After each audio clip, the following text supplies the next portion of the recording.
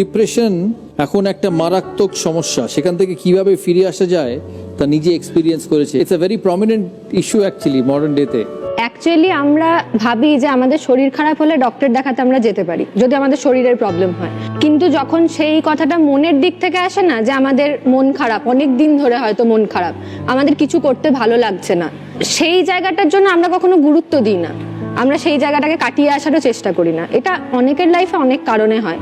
আমার নিজের লাইফে আমি যেটা এক্সপিরিয়েন্স করেছি, এটা হয়তো আমার বয়সে আরও অনেক স্টুডেন্টরাই এক্সপিরিয়েন্স করে।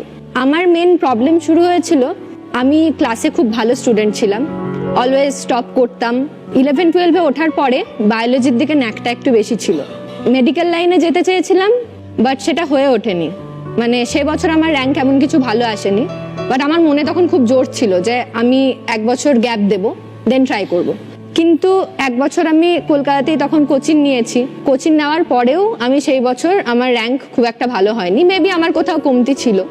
আমার ওই যে একটা জায়গা, মানে খুব ইচ্ছা ছিল, যে সাবজেক্টের প্রতি আমার ভালোবাসা ছিল, সেই জায়গাটায় পৌঁছাতে পারিনি আমি, সেটা থেকে একটা খারাপ লাগা তৈরি হয়েছিল মনে। তাছাড়া যখন আমার ফ্রেন্ডরা বাকিরা সবাই কলেজ লাইফ স্টার্ট করে দিয়েছে, তো তাদেরকে যখন দেখতাম, অনেকেই হয়তো আশেপাশে বলতো যে কি হলো 1 বছর ওয়েস্ট করে। তুমি বোঝো কি করে যে ডিপ্রেশন হচ্ছে?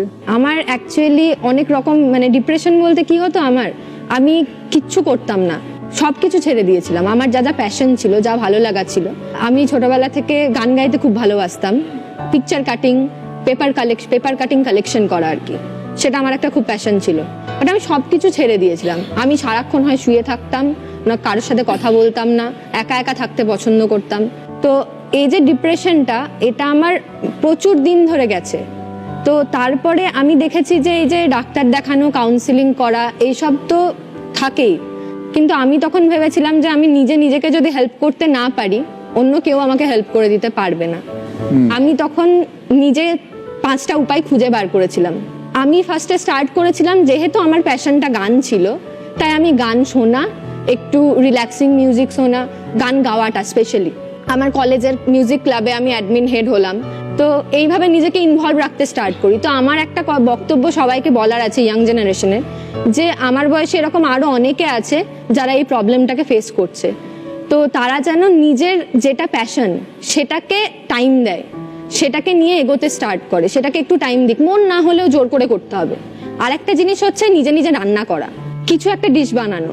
আর যারা পেট লাভার, তাদের জন্য বলবো যে কোনো পেট যারা বাড়িতে পোষে, সেটা একটা ডিপ্রেশন কাটানোর খুব ভালো থেরাপি। আচ্ছা, ডিপ্রেশন কখনো ওভারওয়ার্ক থেকেও হয়? ওভারওয়ার্ক থেকেও হয়, এটা আমি দেখেছি, আমার কলেজের সিনিয়রদের কাছ থেকে শুনেছি। তো তাদেরকে তখন আমি সাজেস্ট করি এটাই, যে একটু আউটিং এ যাও, টেক আ ব্রেক, একা একা যাও, আর একটু অ্যাডভেঞ্চারে যাও, দেখো ভালো লাগবে, মাইন্ড ফ্রেশ হয়ে যাবে পুরো। আর যদি বাইরে কোথাও যাওয়ার স্কোপ না পাও, নিজে একদিন ব্যাগ নিয়ে কলকাতার রাস্তায় বেরিয়ে পড়ো, এখানে একা একা ঘুরে বেড়াও, দেখো আপনি মাইন্ড ফ্রেশ হয়ে যাবে। আমি নিজেও এটা খুব করেছি। এই ডিপ্রেশন থেকে কখন বেরিয়েছে মানুষ, সেটা বুঝবে কি করে? সেটা বোঝা যায় তখনই যখন তুমি নিজে কিছুতে ইন্টারেস্ট পাচ্ছ। ডিপ্রেশন থাকাকালীন তুমি নর্মালি সবকিছু জোর করে করো, তোমার কিছুই মন হয় না, বাট তুমি জোর করে করছো। যখন তুমি নিজে সেটাকে কাটিয়ে বেরিয়ে আসতে পেরে কিছু এনজয় করতে পারছো, নিজের লাইফটাকে আবার আগের মতো এনজয় করতে পারছো, তখন তুমি বুঝতে পারবে যে হ্যাঁ, আমি এবার কিছু এনজয় করতে পারছি, আমি আমার লাইফের মিনিংটা খুঁজে পেয়েছি।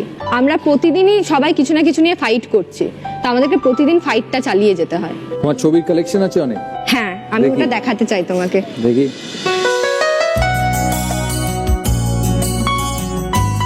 ও, এটা দাদার অ্যালবাম আর কি। আর একটা জিনিস দেখাই, দাদাগিরি যেদিন শুরু হয়েছিল, আমি ফার্স্ট দিন থেকে দাদাগিরি দেখতাম। ইভেন আমি কলেজে, এই স্কুলে কুইজ করাতাম দাদাগিরির কোয়েশ্চেন টুকে এটা দেখে। First season. হ্যাঁ, টসে জিতলে বস, হারলেও নো লস।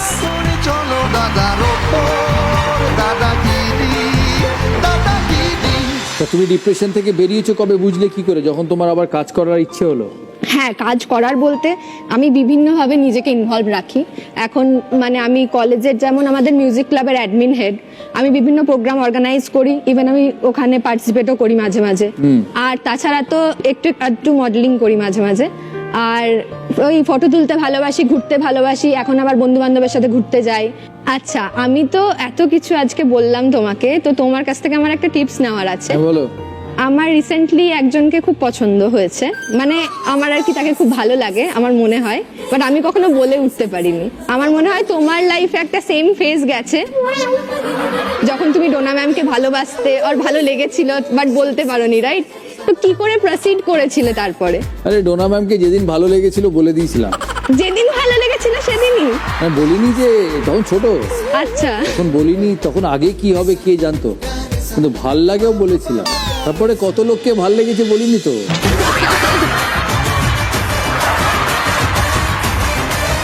আচ্ছা, ডোনা ম্যাডামকে কখনো স্পেশালি কিছু বলনি? বোকা নাকি আমি? তো বাড়িতে ঢুকতে দেবে না তো তারপরে? আরে আমি বলছি প্রপোজ করনি? প্রপোজ? সেটা কি করে করেছিলে সেটার টিপস চাইছি আমি। প্রপোজ করিনি, বুঝলে, লাজুক মানুষ ছিলাম। আচ্ছা প্রপোজ করিনি, ও প্রপোজ ছিল আর কি। আচ্ছা, মানে প্যার वही होता है जो समझ जाते हैं लोग, তাই না ম্যাডাম? হ্যাঁ, উনি গোলাপ দিয়ে দাদাকে অনেক আমাদের ফুল না দিয়েছিল। গোলাপ টোলাপ দেওয়ার ছিল না। রজনীগন্ধা? হ্যাঁ, রজনীগন্ধা ছিল। উনি রজনীগন্ধা দিয়েছেন, আমি সেটাও দিইনি। ইস, তবে ম্যাডাম ওয়াজ গুড। আমি এটা নিয়ে আর কি কনফিউজ, অ্যাপ্রোচটা করতে পারি না। বেশি দেরি করো না, ওই ভেবে ফেলে রেখো না, কিন্তু যেটা মনে আসবে বলে দেবে। কি ম্যাক্সিমাম বলবে না, আর তো কিছু বলবে না, থানায় পুলিশ তো নিয়ে যাবে। না তো না, ঠিক আছে না। না তো না হয় না মহারাজ, হৃদয় ভেঙে চুরমার হয়ে যায়। কোথাও ব্যথা ছিল কোনোদিন? না না না না, আমার ছিল। তাহলে আরে ম্যাডাম এই বয়সে ভাঙে না। ও, তা হতে পারে। ডাক্তারবাবু হাসছে দেখুন। ফাঁসি তো ফাঁসি। হাসি তো ফাঁসি। হাসি তো ফাঁসি আছে, এবার আর কি ফাঁসবে? কেন, বয়সের সঙ্গে কি আছে? প্রেমেরও কোনো সময়সীমা নেই, বয়স নেই, কিচ্ছু নেই। বাড়িতে বউ আছে, এই কথা যে শুনতে পাচ্ছে।